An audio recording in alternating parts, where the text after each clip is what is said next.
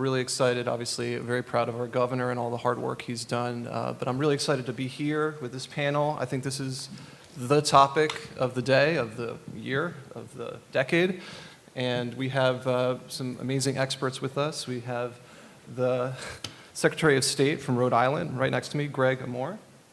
Amore, I apologize. Greg Amore. And we have, just to list the other Secretary of State we have here, is the Secretary of State Stephanie Thomas from Connecticut. And we're very honored to have Judith LeBlanc as well. She's with the Executive Director of Native Organizers Alliance. So I was invited, I think I was a fallback of a fallback, but I'm really excited to be here as the moderator. I don't think I'm here because I'm Deputy Secretary of State as much as I'm a member of the Maryland Civic Education Coalition. So if you're not familiar, if you live in Maryland, I think that's why I was invited, because we've engaged with a lot of organizations and really excited about that initiative. And it's right on point with some of the questions we're going to have for our panelists today. So let's get started, and we can do it in order, whoever wants to jump in, but maybe we'll start with you, Greg, if that's okay. Well, we have a lot of voter apathy these days, and we want to make sure that we understand your approach and techniques to try to overcome that apathy and disengagement. The political climate obviously makes us a little more cynical than maybe we could otherwise be. So what are the innovative ideas that your office is doing to engage people in the civic process, and what are you doing to promote civic education and engagement? Sure, and I think the country as a whole understands that civic engagement and civic education needs to be at the forefront. So I was a high school history teacher for 27 years before the people of Rhode Island elected me to the office of Secretary of State. So we came in and decided right off the bat that we would invest in a civic education program for high school students. So Rhode Island is very small, as you know. We have about 78 high schools, give or take a few. And we decided that we would get into the high schools, especially junior, senior classes, visit those schools, and conduct a lesson on the history of voting rights and voter suppression in the United States. And since I was sworn in, we have been in over 60 of those 70-plus high schools. We have delivered this lesson to those students, and many more, actually, because we've been in middle schools and other places. And you know, as a high school history teacher, I know that there's never a unit on the history of voting rights. So what we did was we created a unit on the history of voting rights. And it takes us all the way from the beginning. And what is the beginning? And I asked the students, when did American democracy begin? And they give the answers that we expect. 1776, 1789, and I pushed back and I said, no, that's not right. Eventually, someone says 1965, and I said, that's correct. That's when the Voting Rights Act was passed, and that's when American democracy began. And so we talk about the challenges and the idea that the narrative that exists today is that there is this great amount of voter fraud is absolutely incorrect, but it also moves the focus away from the fact that we have had a history of voter suppression in the United States. And so that's what we focus on. The students are engaged. It's a Socratic lesson. And we finish by talking about how important it is for them to vote, that they are the future of this nation, and that, as the great John Lewis said, democracy is an act. It is not a state. We cannot be spectators.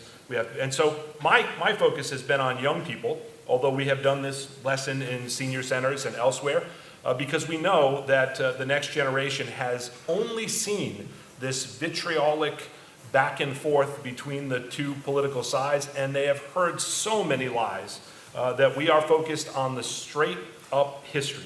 And by the way, it's undeniable. The facts are the facts. The history of voter suppression is the history of voter suppression.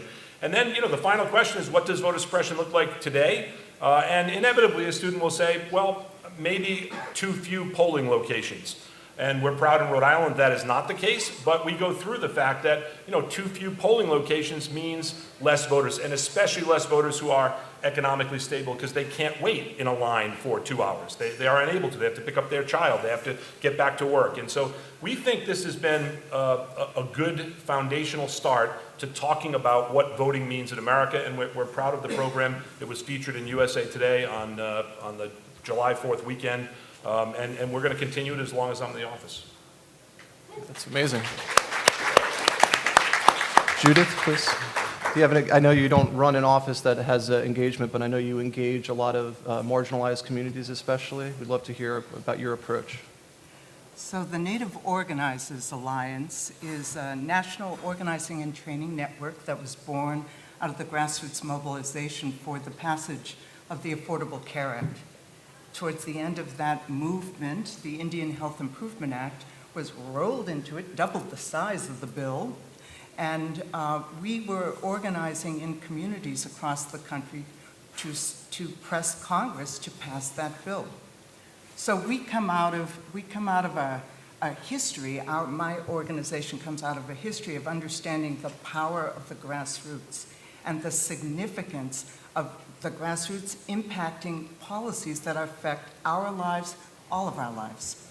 Voter suppression is the norm in Indian country, and it is structural and it is systemic. We did a poll in 2020 of Native people, the only Native survey of Native people called the Indigenous Future Survey, and nearly 90% of Indians polled had never been called by a political party or a campaign. Why is that? Because we are not included in the VAN, Voter Activation Network.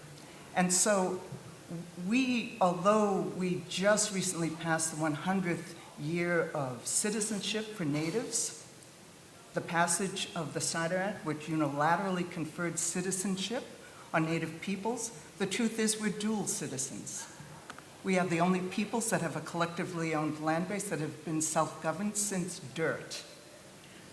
Self-governed. So we know a lot about governance, the good, the bad, and the ugly. But what has happened since, in this past 100 years, is that we are still facing, decade after decade, the same obstacles. Lack of voting, access to voting polls, having to travel long distances, the arbitrary acts of state governments that restrict our access to the polls and set up new requirements. Since 2022, since 2022, I think there's 20 pieces of legislation that have been passed on the state level that will severely restrict the rural and therefore the Native vote in these elections. And so our attitude about elections is that for so long, the political parties have thought we were statistically insignificant, but we proved in 2020 we're politically significant. And we played big roles in 7 states where 77 electoral votes are determined, battleground states. And so we are in a period where I think for all of us, the idea of democracy, the idea of protecting and expanding, the idea of envisioning what a truly multiracial democracy would look like must, out of necessity, include the recognition of our sovereignty, our dual citizenship. Because when they attack the Constitution, they are attacking Native rights. That's what we are driving a voter engagement program, over 200 moccasins in 11 states, 6 of them battleground states. And what we are doing is building in a traditional way, guided by our traditional value system of building community, because we've been doing it since dirt. That's the only way you can explain that we continue to exist. And so I'm very proud to be on this panel because I do know that we have allies among state attorney generals, and that we are trying to bring our grassroots people, our tribal leadership, our respected leaderships into community with all of you all who are voting who are organizing to expand and protect the democracy that we have and are a part of how we, as Native communities, as Native nations, will fit into the creation of a truly multiracial democracy. So I really appreciate being a part of this discussion.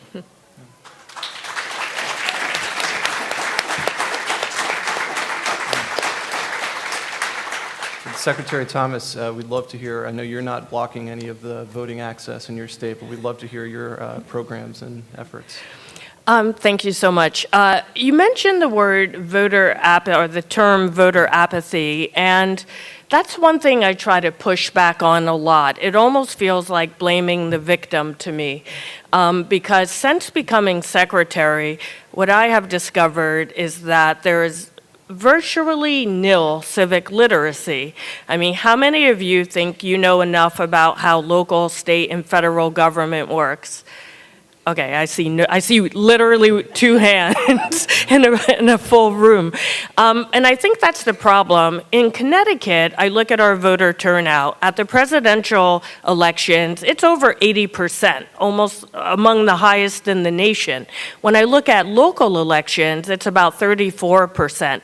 So these are people who are registered to vote, think it's important to vote, show up to vote, know how to vote, but where's that delta? Why are they not voting? Is it apathy or is it something else? And what I have found is it's a lot of something else. As you just explained, it's about candidates not reaching out to certain voters because they don't need them to reach their win number. It's about people who perhaps don't speak English as a first language, not feeling comfortable about what's happening locally and what all those positions are. And in Connecticut, it's about all information about elections is delivered by political parties and political candidates because we don't have a state-produced voter guide, for example, like I've seen in other states where I've lived. So we have spent a lot of time trying to empower voters to understand that their vote does matter and to make them believe it. And we do that in two ways. One, we have a lot of tools on our website. We just launched something we call the Power of Civics. And we brainstormed like 45 things that anybody can do, from you could be 8 years old, 80 years old, love politics, hate politics, know something about government, know nothing about government. And our thought is that civics, like anything else, has to be a lifelong learning approach, and you need to understand how it works before you need government. You know, when you see that headline about something about to happen in your neighborhood, you can't think for the first time like, oh, how can I make my voice heard? So we're hoping our Power of Civics helps empower people to think about it differently. But second, and I think of young people a lot, when I speak with them, I hear many times like my vote doesn't matter or like nothing ever changes. And frankly, I'm only 3.5 years in elected office, first in the state house, now as secretary. So I used to be one of these people not that long ago. Like I vote, but nothing ever changes. And so I try to use my story, and I won't get into how I do it exactly, but like I tell stories, and one story I tell often is about the long tentacles of government. Someone elected decides almost everything in our lives, right? Our parents' lives, our grandparents' lives, our children's lives. And I give examples, and it's really, I think, helps young people think about it differently. Like one thing I say is I grew up very poor, and I say someone elected decided to zone this one street, main street in my community for affordable housing, which is how my mother was able to afford to raise us there, and it was close to bus stops and a train station because it was walkable, unlike the rest of our town. Fast forward, I get a scholarship to New York University, but we had no money. Like, I couldn't live on campus, we didn't have a car. I would have had no way to get there if I hadn't been able to walk to the bus stop on the corner. So I think, would I have been able to accept that scholarship if I had lived somewhere not with walkable transit? And the answer is no. And where would I be if I hadn't been? So I tell real stories, and young people say, like, oh, shoot, everything has been determined by government. And that's how I entice them to think about getting in the game.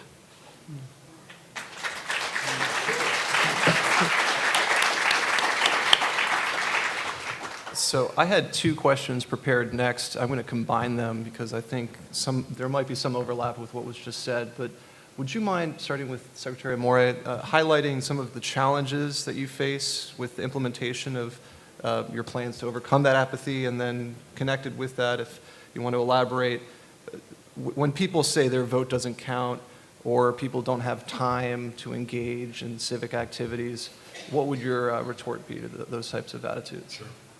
So I'll start with the second part first.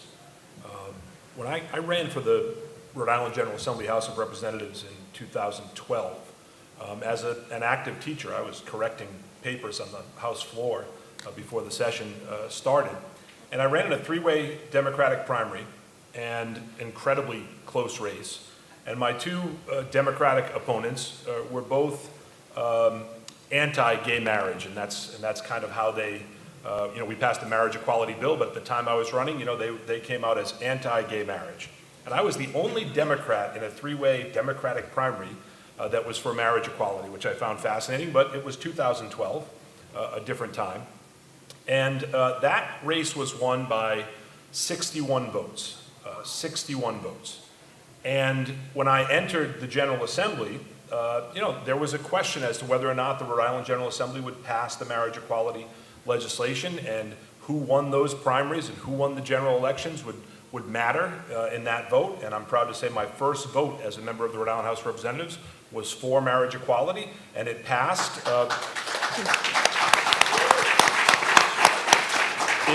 It passed, but it was a tight vote. It was a push, and I thought in retrospect, how many times have I voted not really understanding the impact of that vote? And so it's one of the stories I tell the students and anyone I speak to about how important a vote is. I'm going to quickly tell another story about how important a vote is. Prior to me running, my wife was diagnosed with stage 3 breast cancer. She went through every treatment known to mankind. She's doing well now. She's 10 years out. But she had 2 surgeries, terrible time with chemotherapy. And I sat in the cancer center at Rhode Island Hospital, and I asked everyone I met, how can we do this better? This is medieval here. We basically poison people and burn people, and we hope for the best. And each one of them said to me, we have oral chemotherapy drugs that are really effective, that do not cause the side effects that we see with intravenous chemotherapy.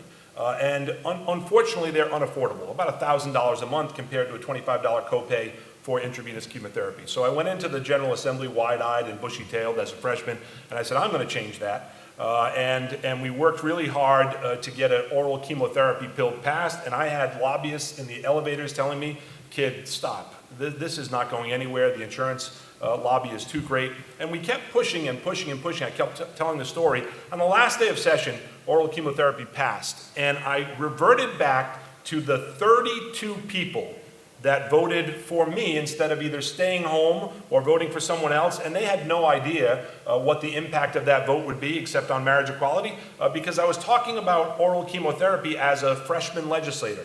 And I'm sure at some point it may have passed, but it passed then, and I still get letters today thanking me. And really, my wife did all the work.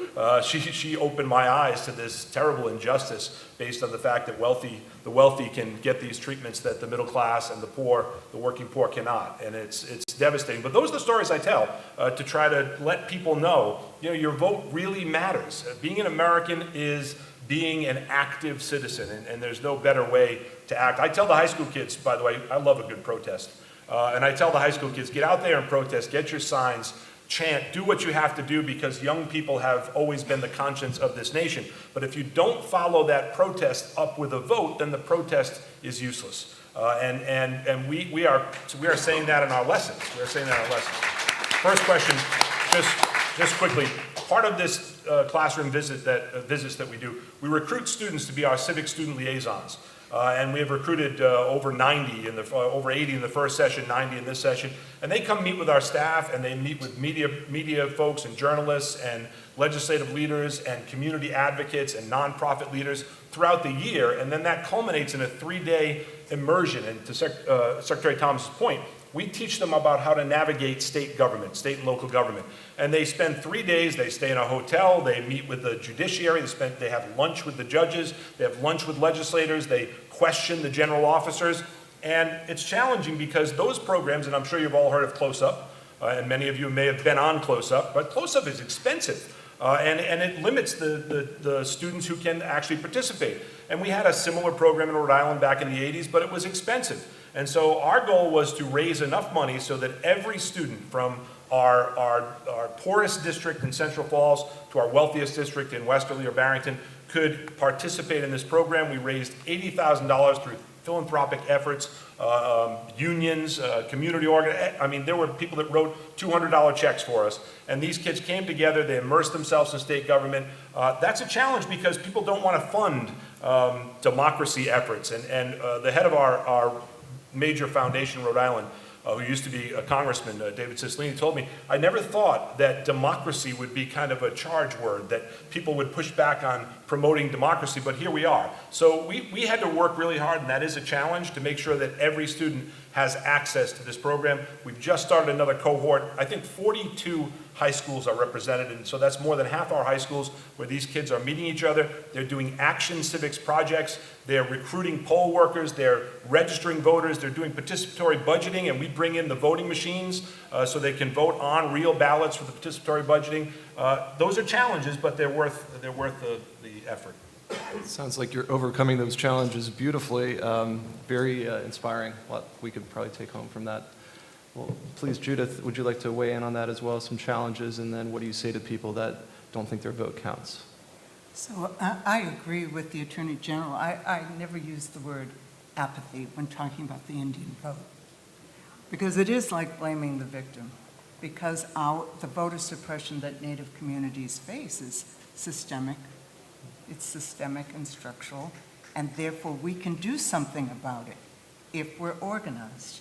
And so the kind of civic engagement that we are developing alongside of Advanced Native Political Leadership, Illuminative, NDN Collective, a crew of the National Congress of American Indians nationally, we're in alignment with national groups who believe that we must approach the electoral arena with our values, with our traditional indigenous values, which, by the way, I would say it's a framework, a worldview that is like medicine, and therefore should be a part of your own framework, and that is community matters, the circle, everyone has a role, and that we're on a time continuum since the beginning of time. We are in the present, but we are working towards the future. So the only place where the future and the past come together is now, today. And therefore, what we do matters. And so that indigenous framework is how we're approaching the voter engagement at the grassroots level. Because frankly, for communities of color, every vote hasn't counted. It never has. But when communities vote together, it has a huge impact. So I'll give you an example of how this works. You know, everybody knows about Standing Rock and the struggle against the Dakota Access Pipeline. And you have to remember that that struggle on Standing Rock Reservation ignited a global movement of people who are concerned about Mother Earth. It is a majority concern. Majority, globally and in this country. So is the right to abortion, so is gun safety. So is economic security. So for Native people, we're not saying our issues are the only issues. We're saying our issues and what we stand on is on behalf of humanity. And our traditional cultures speak not just about our people, but about humanity and Mother Earth. And so we're building an approach that is based on values. And I have to say the anti-democratic forces in this country are very, very strong on their values. And that this is the first time in our collective history, we are working at a time when there is a mass movement of millions who have diametrically opposed values to ours, to humanistic, holistic values for how we come together to deal with climate crisis, to deal with bodily sovereignty, to deal with safe communities and the economy. So all of the old ways of voter engagement, they're not going to work as effectively as they may have in the past.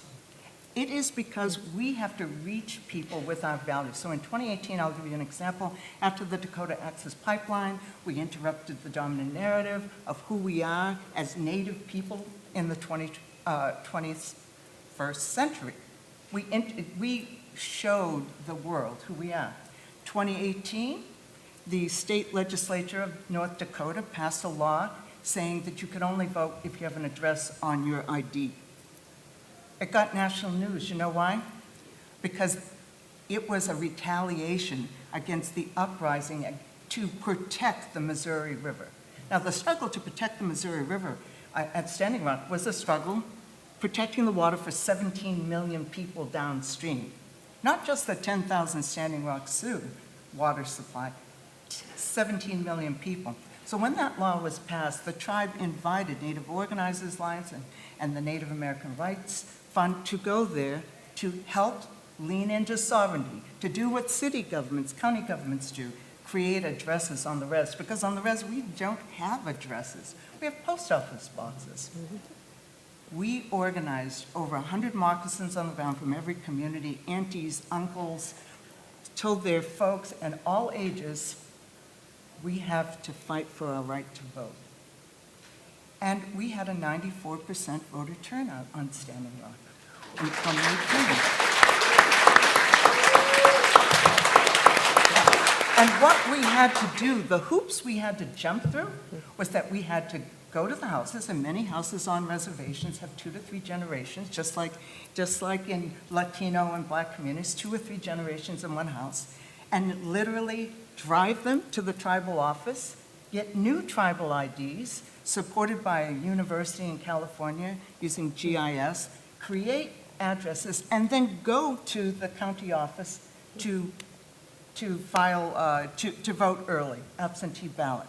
Well, it was like 1962 Mississippi, because the county clerk was a cigarette-smoking, donut-eating, very large white woman. No offense, I'm a very large Indian woman. I love donuts, I don't smoke. But she was just acting like 1962 Mississippi, and she was just hateful. And she was an elected official. So we used our values. We brought her donuts every time we asked about her children. She's getting annoyed as hell. What happened on election night is this. She was used to taking the voting machines back to her garage to probably drink some bourbon and smoke some cigarettes and maybe donuts with the county sheriff, who was also an elected official, and they would count the votes. That was 2018, honey, 2018. And what we did is that we said, no, we'll stay here. We'll wait. And she said, well, no, this is going to be all night. I said, we have nothing else to do in Lake Andes, North Dakota. And we did. And she lost her election to an Indian woman.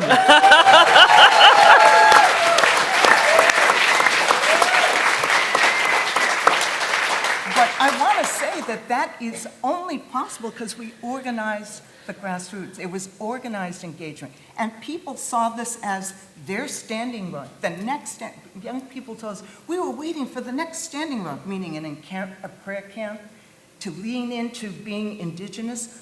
I got to say, indigeneity is something that should be the medicine that you all use. By leaning into your values, that it's about community, it's about your aunties and your uncles, and it's about seeing yourself on the timeline of history and future.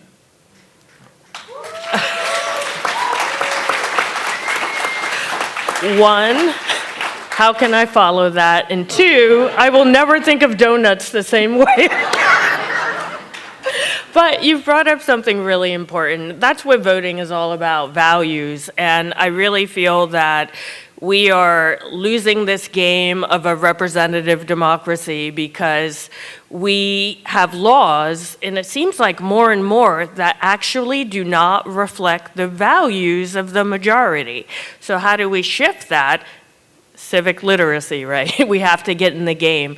So every vote matters. Even if you don't vote, that's a vote, because guess what? Someone wins, and someone sets these laws that I talked about that create this world we live in, impact our lives. So whether we are at the ballot box or not, these decisions are being made that shape our lives, our children's lives, future generations. And one thing I always say, a lot of people ask me, like, oh, what's the one place I can go and learn all of this? Like, can it be easier? I don't have time. Spoiler alert. Our form of government is not going to be the one easy thing in your life. Like, it's just that simple. So, like, get over that, people. Like, it's hard to make time to work out. It's hard to be in a relationship. It's hard to raise children. It's hard to hold a job. It's hard to do everything. Our government is no different. So once I get over that threshold, then I remind people that it is difficult, and sometimes government is incredibly difficult to navigate. It's very siloed. It does take a lot sometimes. You have to figure out whether you need a donut strategy or a different strategy to win, but all of it is easier than living under bad policy. So that's what I remind people. Showing up at a rally, showing up to vote, showing up to hold candidates accountable, to testify in legislatures, et cetera, is all easier than living under bad policy. But one thing that I think is a real problem in elections is that we all take this representative democracy for granted, because in our lifetimes, it has basically worked, and no one thinks about how it's funded. And you should be thinking about how it's funded. Most people don't know that Help America Vote Act grants were cut by about $20 million this year. And that's money that goes to every state and has been going to every state to do many of the types of things that we are talking about here today. So Connecticut and every other state in America suddenly had less budget to reach out for voter education and to help voters vote. You should think about how it's funded locally, at the federal level, and at the state level.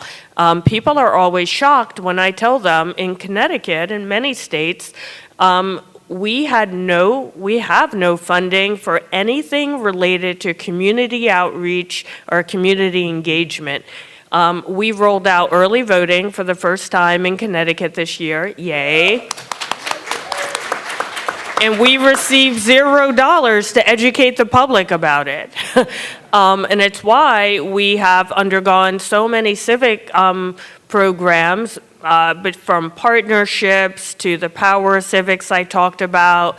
We put up a Civics 101 website. We have worked with community groups to translate all of those materials into additional languages, because we also have no funding for that.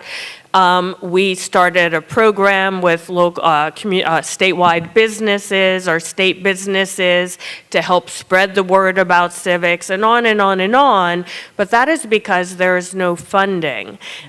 So we need people to start paying attention, not only about voting rights. Connecticut, we're in a good position. We have had a great legislature. When I was in the House, I was very happy to have an opportunity to vote for automatic voter registration, which many states are still fighting for.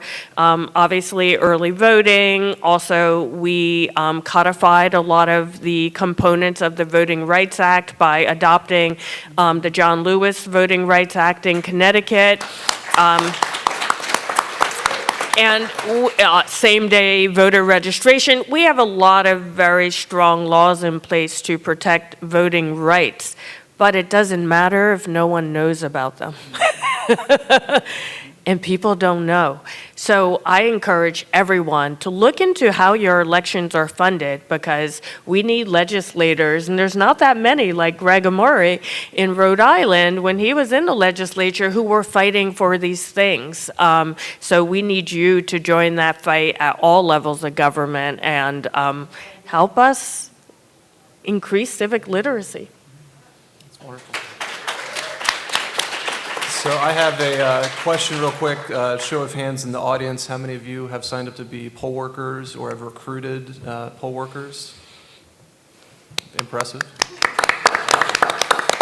So for the panel, and we can continue in this order unless anyone wants to jump in first, because poll workers and election officials are on the front lines of our democracy, they're also at risk of being targets for threats and harassment.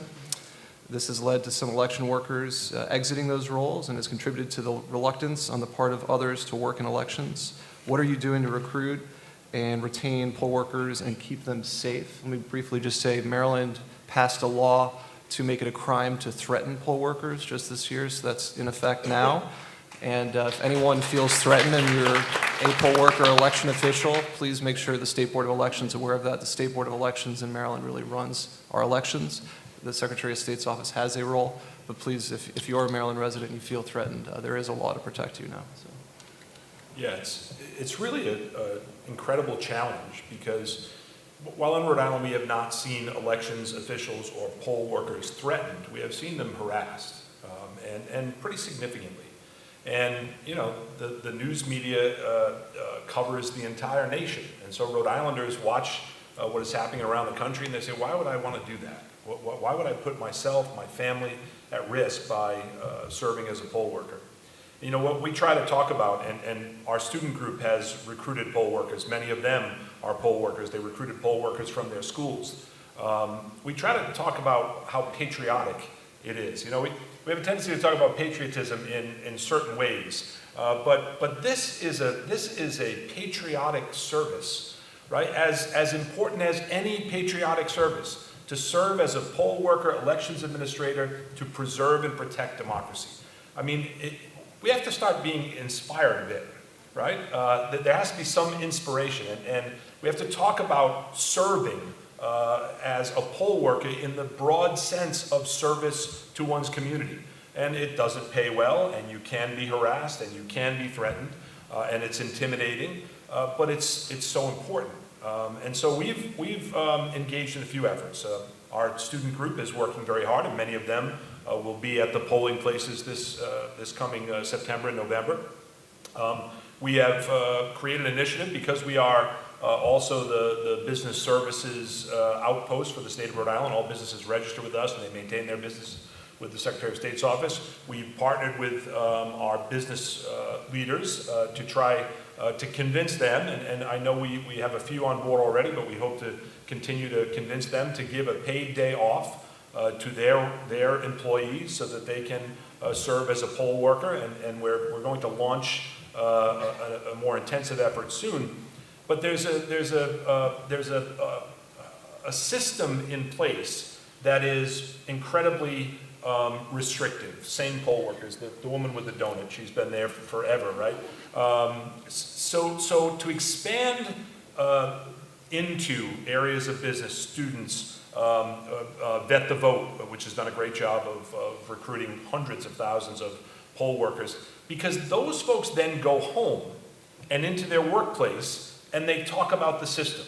And they talk about how secure the system is, and they talk about how well the system is run, and they talk about the fact that, you know, I didn't see any irregularities that Fox News is talking about nonstop. I didn't see any people come in with X number of ballots. I didn't see someone who was not registered come in to register. I didn't see any of that. So what you're hearing on the news is not what's going on in the vast majority of polling locations around the nation. And that's as important as staffing the polls. Having that word of mouth in communities that the process is as secure as a human process can be. And there are people who are patriots serving in these voter system capacities that are doing this work for their country and their community. They're not doing it for some political end. And I think that's important to talk about.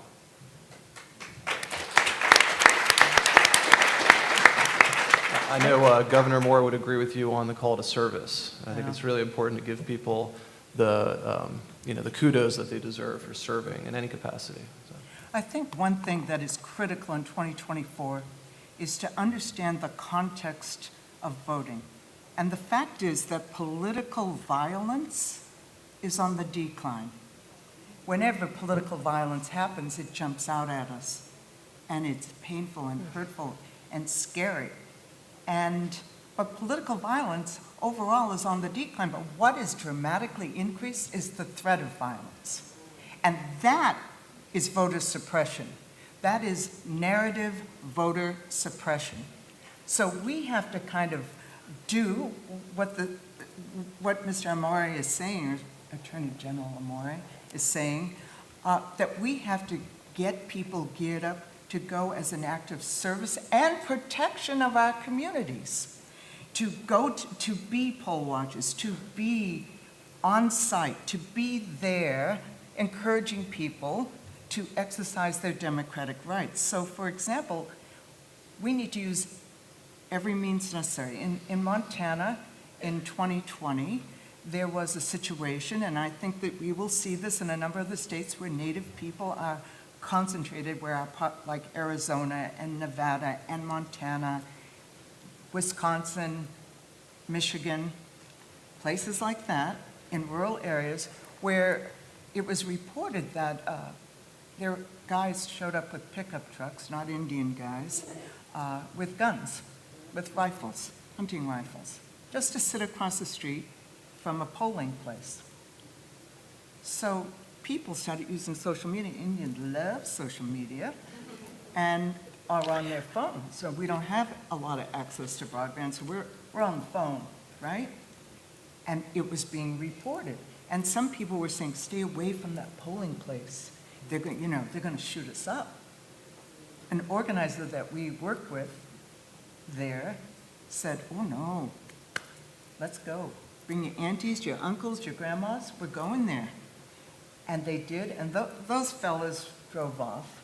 But we have to look at voting as being very local, but having national significance, because if we fall prey to the threats of violence and don't use every means necessary to see it as service and protection of our rights, then we will not be able to do the job we need to do to curb the rise of the anti-democratic forces and the threat of authoritarianism.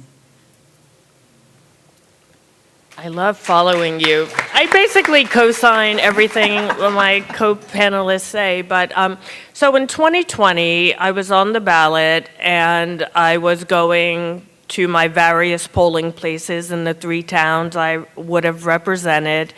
And that was the year the pickup trucks with the Trump as Rambo banners were in use, or at least in my neck of the woods. And at every polling place I went to, there was one such truck, and it kept its engine running with its headlights focused like right on the door of the polling location. Now, was I threatened? No, but perception is reality, and the same is true for poll workers. I think it's that threat of violence, and you inadvertently touched on something else, which is misinformation and disinformation, and the threat of, or the risk of, people putting out false violence that may have occurred or might occur. And all of these things are creating an environment that makes it incredibly tough to make poll workers feel good about this very important public service that they're performing.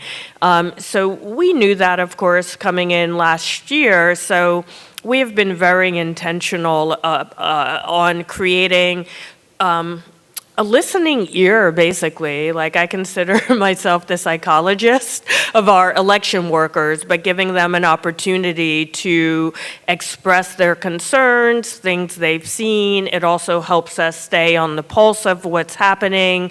In Connecticut, we don't have county form of government, so our elections are administered town by town. So hearing what's happening locally, I have a monthly call that has been incredible. incredibly helpful to our office, but it also helps them feel supported, and I think that's part of the solution. We also have started doing poll worker appreciation events, which have been so well received, and it hardly has ever happened. They're like, no one's ever really thanked us, but we go town to town, we invite all poll workers, we invite local dignitaries, we invite the press, I show up, and we just simply thank them, and like they have cupcakes and cookies, it's great, and they love it, and we give them like a certificate from our office.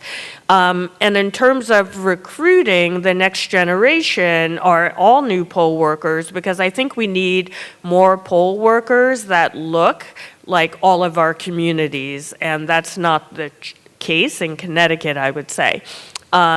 So we work with all different groups, from like the Bar Association to the NAACP to the tribal community. We have 2 federally recognized tribes in Connecticut, to anyone we can think of. And we also were able to get some funding to start a program we're calling Next Gen Elections, where we just put together a cohort of 40 college students around the state, and they're being trained to the highest level, or moderator in Connecticut, highest level of poll worker. They'll work 20 hours during the election. They have a registrar of voters as a mentor, and because we wanted this to be equitable, all of their training hours, their transportation to the polls, and their work hours are all paid because we were able to receive this grant. And therefore,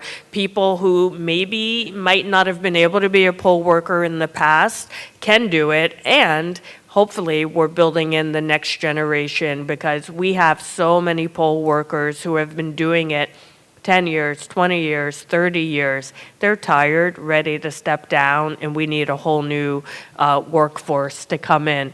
And I should add one thing, because I don't know if it's true in every state, but when I'm out in the community, 8 out of 10 people think poll work is volunteer work, but it is paid. So I've been trying to get that word out as well. And when I talk to young people, especially in high school and college, they're like, really?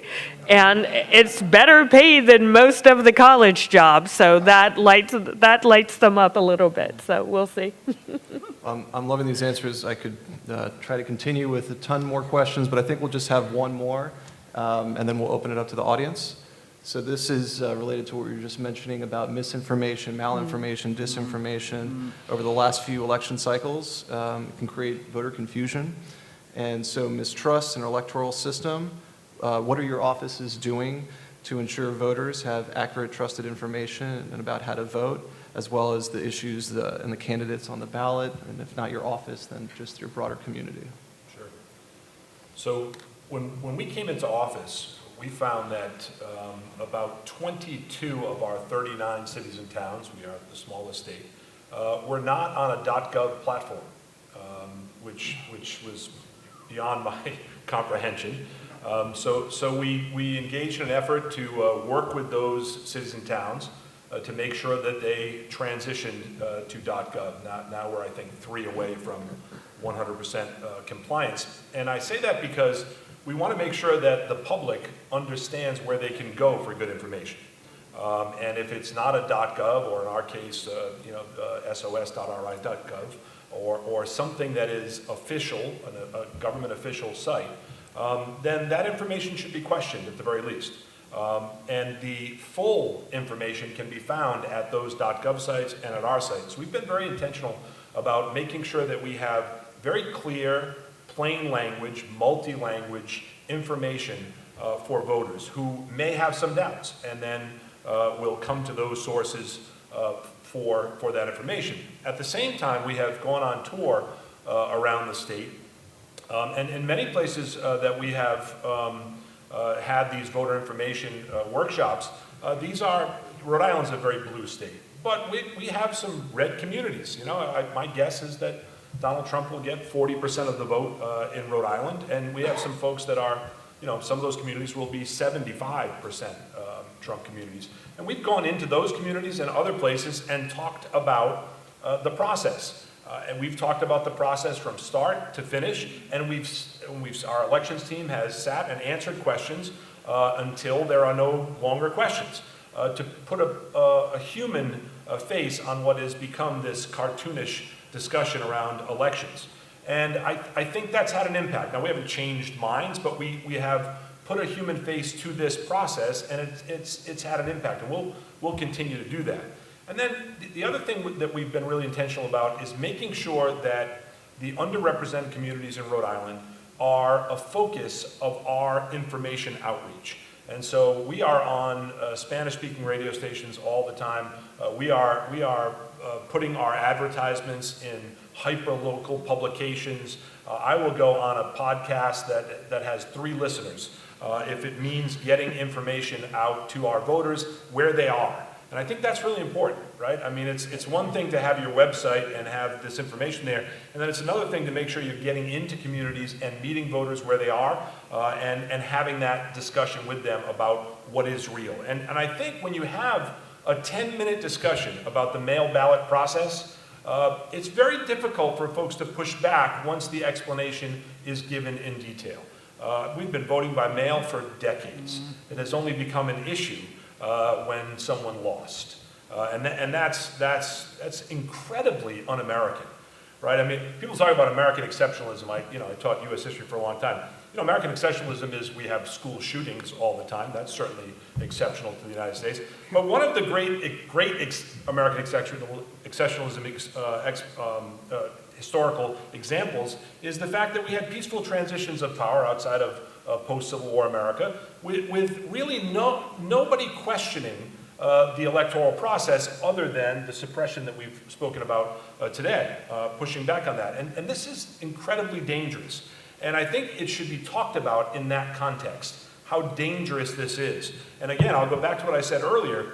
If we're focused on this non-existent fraud, and read what the Brennan Center for Justice has to say about this, it's very comprehensive, then we're ignoring the continued attempts at suppression. And that gets overwhelmed, and we cannot have that happen. And so, we're lucky. We're in a small state. We can get to many corners of that state, and we can get into just about every media outlet and get this information out there, and that's what we're trying to do. Amazing.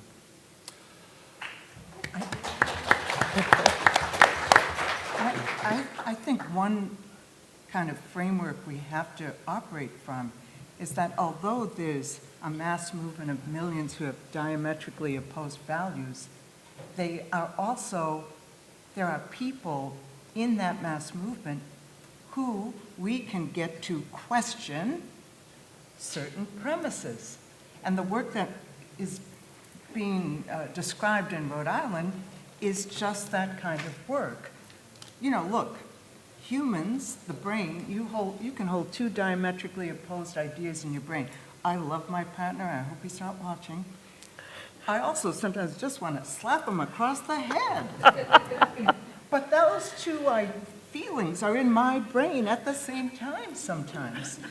And so our way of countering the disinformation is to lead people to begin to question certain premises that are being pounded on in the dominant narrative around democracy. And so I think speaking to majorities and speaking on behalf of majorities' common sense is a very important strategy to undermine the disinformation. Then you just got to have plain fact truth, although facts don't necessarily change the game, because you wouldn't drive drunk or smoke a cigarette if facts could win the day, right? So in Indian country, the Native American Rights Fund, who we are a close partner of, they will put out poll workers across the country, Indian country. We need you, if there are tribes in your areas, to get your local legal observers to partner and call the Native American Rights Fund to join and help, because we only had 40 in 2020. We need triple that amount to deal with the threats to voting rights.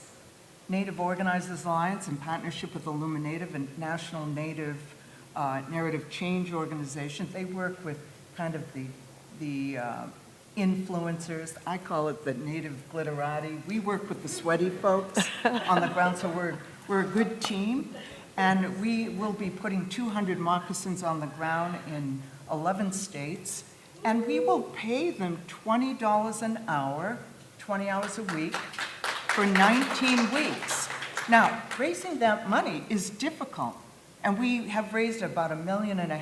We need to raise about 500,000 more to ensure that for 19 weeks, starting at the end of August, we will have people in key communities in the battleground states, in Montana as well, on the Crow Reservation.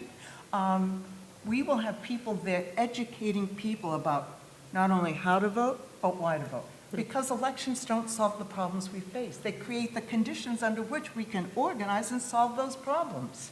And we have amazing examples in Indian country because of the nomination and confirmation of Deb Haaland as the first Native woman in the executive, as the Secretary of the Department of Interior. We have never had that. We've only had Native women in Congress since 2018. We never had our Barbara Lee.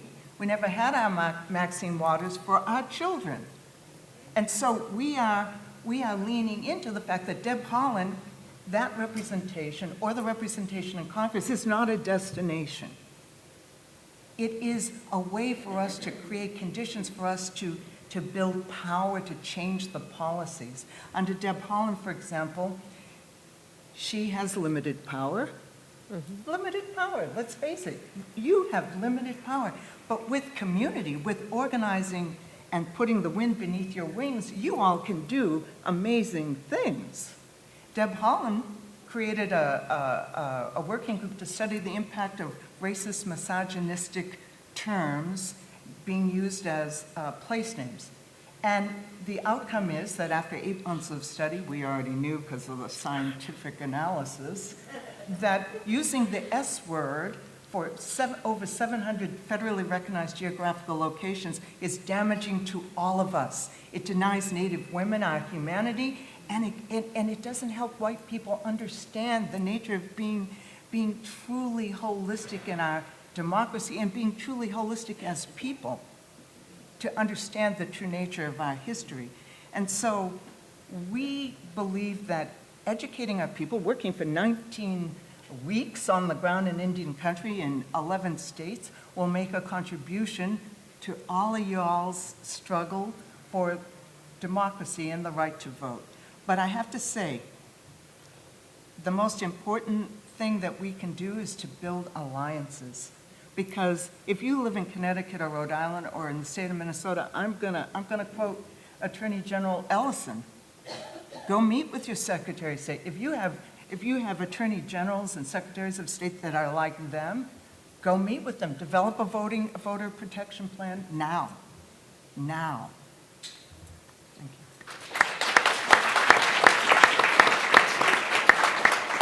you. Yes, the people have always been the power behind these United States of America. But in terms of misinformation, we're being killed with national news. As local media shrinks, more and more people are watching national news. I can't tell you how many people email me, Connecticut better go back to paper ballots. Connecticut never left paper ballots.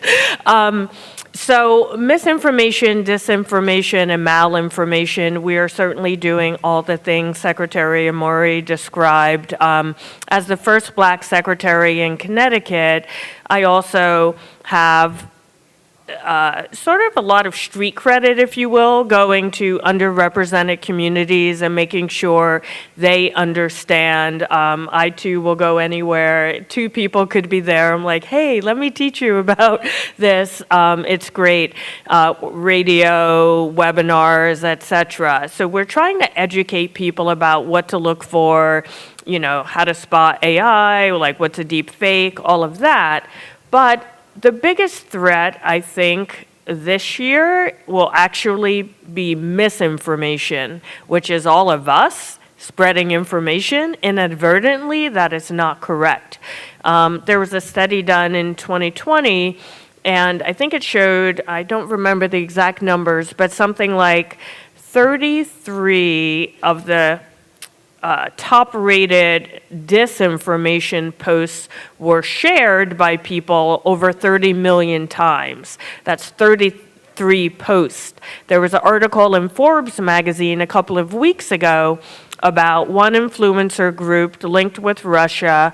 Over a 2-day period, they stood up 120 false websites that seemed to be run by journalistic groups, where with AI, they were able to scrape a bunch of real articles, but like change it slightly. And it's you and I who will read these things. It looks like a reputable source, and we will share the information. And I say that not to scare people, but to make everyone realize we will have to treat this election cycle differently. We have to use the gray matter that we were born with and make sure that we are not becoming part of this broader problem of disinformation. In addition to everything Secretary Amori described, we also are trying to get ahead of our press in Connecticut. Starting 4 weeks before every election, we send basically 4 or 5 pages in minute detail about all the facts around elections, what's happening at that time, how it's happening, what is and isn't happening, and it's also how we get ahead of news stories that we might be hearing about locally. And we send these out every week, sometimes more than once a week, just to make sure, because the press prints misinformation inadvertently all the time, because election law is very complicated, and by changing one phrase, you're now encouraging people to do something illegal, or you've given them the wrong information. We also are fortunate in Connecticut. We have a misinformation officer who spends all his time scouring the dark web and social media, making sure that nothing is out there that is just blatantly incorrect. And there's a National Association of Secretaries of the State that we all belong to, and they have a Trusted Info 2024 campaign. So we're all on social media. We all have webinars, videos, etc., that we put out to the community. But we also have been trying to work a little preemptively with all of our election workers to make sure that they are over communicating. I don't know about other states, but in Connecticut, very detail oriented, quiet, don't like the limelight people. Those are our election workers. But we're like, no, no, no. You need to be out in your community, put things, oh, I don't know how to do the social. No, no, no. You need to be out, get on social, get stuff on your town's website, and be aware of all of these things that are happening now, so that when your townspeople know to call you, because most people don't know what a Secretary of the State is. I hate to say it. They don't know even, hey, if I need trusted election info, where do I go? I know Secretary of the State. No one says that. No one says that. They'll go to their town first. So we're trying to make sure our towns are empowered to answer these questions, and also have there's a bug up here. Also have a rapid response communications plan, so that if they hear about misinformation, like there's a fire at a polling place, or, oh, election day changed this year for some reason, they have a plan to get out to their communities. But I encourage all of us, and myself included, don't hit like so easily and don't hit share so easily until you know it's true.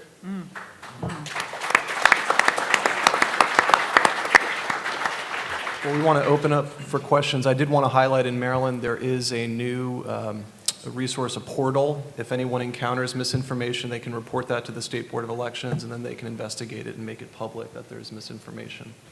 So. Oh, that's cool.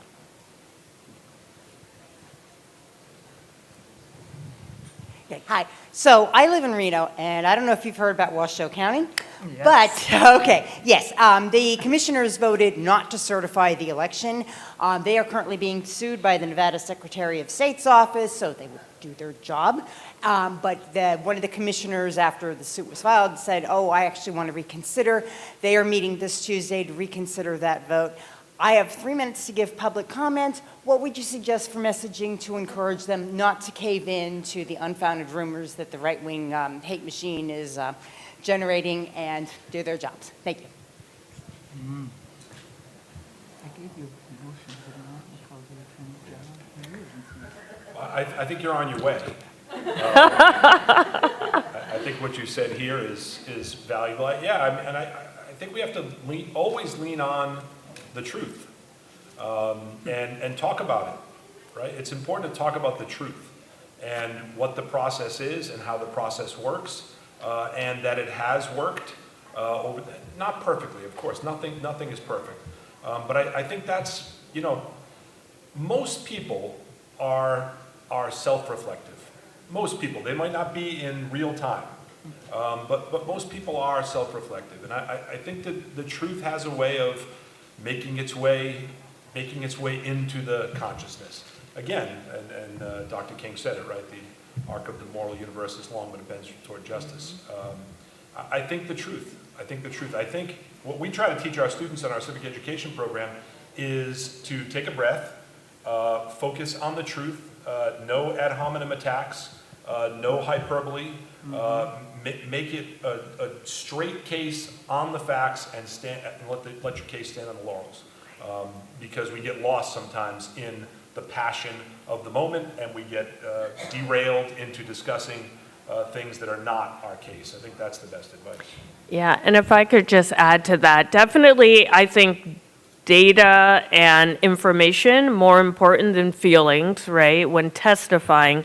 But the one advice I always give everybody, numbers count when testifying. I mean, for better or worse, a lot of people have their minds made up, right, because they've been going about their life talking to people they know about how they feel about something. So if 5 people show up to testify, your mind's not changed, right? Because you've already talked to maybe 10 people you know and trust. So my best advice, spend time getting 100 more people to join you, or 500 or more. I can't say it enough. A representative democracy depends on numbers, and that's how it's always been and how it always will be, doing many different things simultaneously and consistently for change to actually happen. There were 2 hands. Jonah Minkoff-Cern from Public Citizen, he, him. Really grateful for the panel and great to see you all, some of you again. I think it's important that we celebrate victories too. That, a record number of people voted in 2020. Some of the things you acknowledged, like passing the Voting Rights Act in Connecticut, the trends in Rhode Island and Connecticut to expand vote by mail, the no excuse ballot in Connecticut. An issue that I think is really important is people having their rights stripped away when they're incarcerated or formerly incarcerated. And there are states like Vermont and Maine and Puerto Rico and DC that never take away those rights. And I'm wondering what you think about, there's a trend towards restoring rights and what you think about that trend and doing that in your states. I'll just say quickly, I think it makes sense. In Connecticut, we have some administrative barriers, even to people who haven't lost the right to vote. So we've been very intentional about trying to solve those barriers. We need some law changes, even to make voting in the location where you are incarcerated work, because right now it's not working very well. So my approach is to solve those barriers, which will make it easier, I think, to move any sort of legislation forward, because right now it's too easy in Connecticut to say, even if we pass that law, people still couldn't vote easily, and they'd be right. So we're working on eliminating those barriers. Yeah, I mean, the basic question is, have you lost your citizenship based on incarceration? And the answer is no. And so, it's a political question more than a rational policy question, because the attempt to politically change those laws, because of the hyperbole around the conversation, makes it a challenge for legislatures to tackle that. But if you just boil it down to the basic premise that you have not lost your citizenship, you shouldn't lose your right, I think it's a simple question.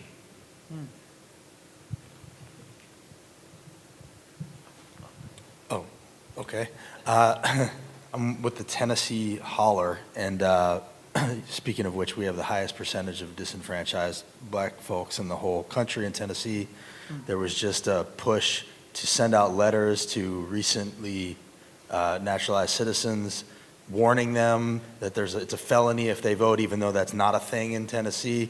So basically, we're at the bottom in voter turnout every year, and Secretary Trey Hargett seems to be the Secretary of Voter Suppression. What do you say to people who are in a state where we don't have secretaries of state that are doing what you guys are doing, which is actually actively trying to increase the voter turnout, and instead seem to be doing the opposite? How do we push back on that in a state like ours? I mean, you got to find ways to sue people. I would say in general, like these are easy answers to say, and I don't know the specifics, but secretaries of state often fly under the radar, and people don't work on those campaigns the same way.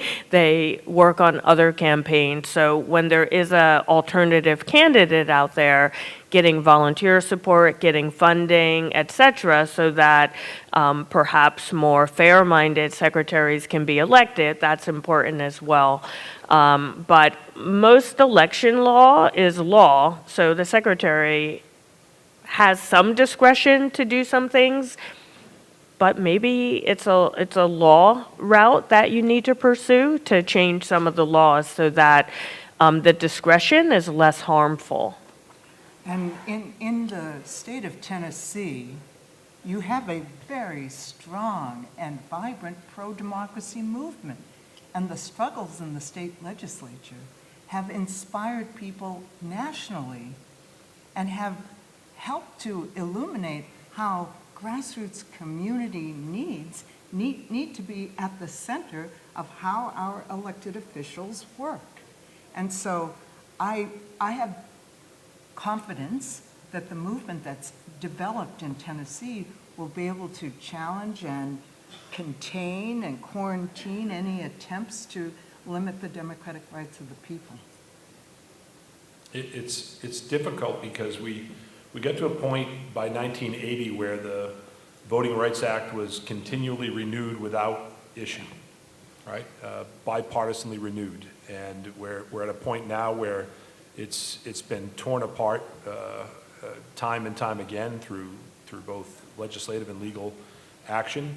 And, you know, people would rather talk about the price of eggs, but we need to talk about this, right? So we need to talk about, I'm going to sound like the history teacher because that's what I am, but we have to talk about the history, the hard-earned gains that were made over the course of American history, and were accepted. I mean, Tennessee, you know, had two of the senators that voted against the Southern Manifesto. I mean, incredible history that needs to be talked about because we have to have some perspective and put people back onto what is important because the price of eggs will fluctuate. Gabe, this young lady had her hand up right here. Oh, did you still have a question? Yeah. I had a similar question because I worked with the Democratic Party of Georgia in 2020 and 2021, and we've got the court cases. Stacey Abrams Fair Fight took Brian Kemp, the 2008 election, to court, and they lost. In 2020, we had, for all Raffensperger gets for the 11,000 vote thing, we had voting locations changing the day of the 2020 election, and we were inadvertently sending people wrong voting locations, and the only place where that information was right, I will vote, wasn't right. The only place that was correct was the Secretary of State's website, and it's not easy to use. We don't have Wi-Fi in Georgia. Georgia doesn't have Wi-Fi. We've got a bunch of dead zones.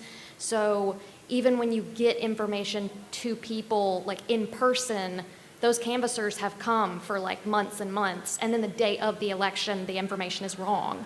So we've got the court cases, we've got so many volunteers and so much money, we don't even know what to do with it, but there's so many systemic problems, and then we can't elect a new Secretary of State because the current Secretary of State and the governor are purging voting rolls. So like in a situation like that, is there anything else you can do? Because our volunteers are doing the work, but the suppression is here, and the volunteers are so burnt out. I don't know what else to do. Do you have anything? Well, you know, I'm glad there's a history teacher on this panel, because social change is, the arc bends very slowly sometimes. And at other times, the arc, for those of you who don't understand Boston accent, is ARC. You probably don't even understand it now. So bending the arc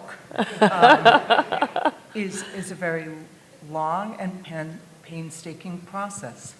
And then suddenly it speeds up. Suddenly the dam breaks, and you have a big breakthrough. And all through history, where big social changes have happened, have come as a result of what you're doing. Volunteers and resources, you know, interrupting the narrative, politically educating people, continuing that pressure, and then there is a point, and it may take years, decades, that you can win. I mean, I look at something like the NFL Washington, D.C. team name. The Washington, D.C. NFL team name, it was a movement. 25 years we worked on changing that name. Petitions, protests, boycotts of corporate sponsors, getting players speaking out for 25 years. What made the dam break on that? The political atmosphere in the country, where, you know, Confederate statues coming down, colonial leaders' statues coming down, the struggle for Indigenous Peoples' Day to be recognized in cities across the country. It was the right moment. And when that final push was made, we won. But that was 25 years. So the arc, we're bending it, but it may be a little slower than we want it to be, but we got to keep going. I was going to say exactly that. What you're doing is actually working, because I don't know anyone in the country who's not unaware of what's happening in Georgia. Yes. And things move slowly. No one stays in office or in power forever. Like, that is also the history of this country, right? And it takes so many people doing so many different things over time. Most big changes, I mean, even things that seem little, like early voting in Connecticut, that was 15 years of constant advocacy in a blue state, or a state that's known as a blue state, with a trifecta in state government. Things take a long time. Keep heart, keep up the work. Use some of that funding to bring in new volunteers to replace the ones who are tired, right? Because everybody, it takes lawsuits, it takes media, it takes door-to-door canvassing, it takes people running for office, it takes all of it over time. But you're on the path. I think we're about think our at time is time. up. Maybe if there's one more question, we can be quick here. Great. Yep. Hi, I'm Christina. I work with an organization called Rural Arizona Engagement. We work doing civic education and voter registration out in rural Arizona. And we're a huge fan of Adrian Fontes. Very sad he couldn't join us. But we also have some of the counties that we work in where it's the county officials themselves that are putting mis and disinformation out there. They're putting like voter suppression tactics out how can organizations like ours that work in the community most effectively combat mis and disinformation when it's coming from elected officials? You got to go to the aunties, the grandmas, the uncles. You got to, everyone that you know and are related to, you've got to, we call it the hand. You got to start with 5. If you have 5 folks in a given community, especially a rural community of respected people, you got the beginnings of being able to move things. So you've got to go relational. And, you know, it's like discovering Plymouth Rock over and over again. All through history, where there are big social changes, it's because of relational organizing. Last night, the UAW president, Sean Payne, spoke, and he talked about being a third-generation auto worker. How does that happen? A family migrating north from the south, and he becomes the president of one of the biggest and most important unions in the country that's winning workers' rights? It's because they relied on family, they built community, they worked with their coworkers, and how he got elected from the rank and file was relational organizing. It's, you know, let's not discover Plymouth Rock again. Let's just do what we know our ancestors have done, because it works. Practice-based evidence.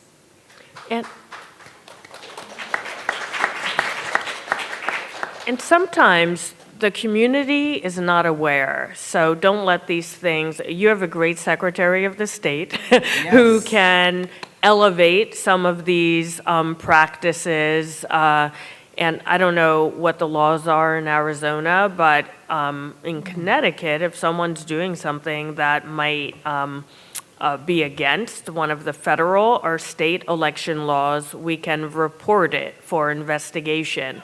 And just doing that again and again and again, I'm a big fan of not letting things exist under the cover of darkness. Like, I'm gonna shout it out. So just keep shouting it out, because I think most Americans don't like people messing with their democracy. Yeah, you have to keep fighting. I'm sure that there were more than a few folks who talked that way about Bull Connor, and today Bull Connor is a pejorative. Yeah. So you just have to keep fighting. Yeah. Let's give our panelists a round of applause, please.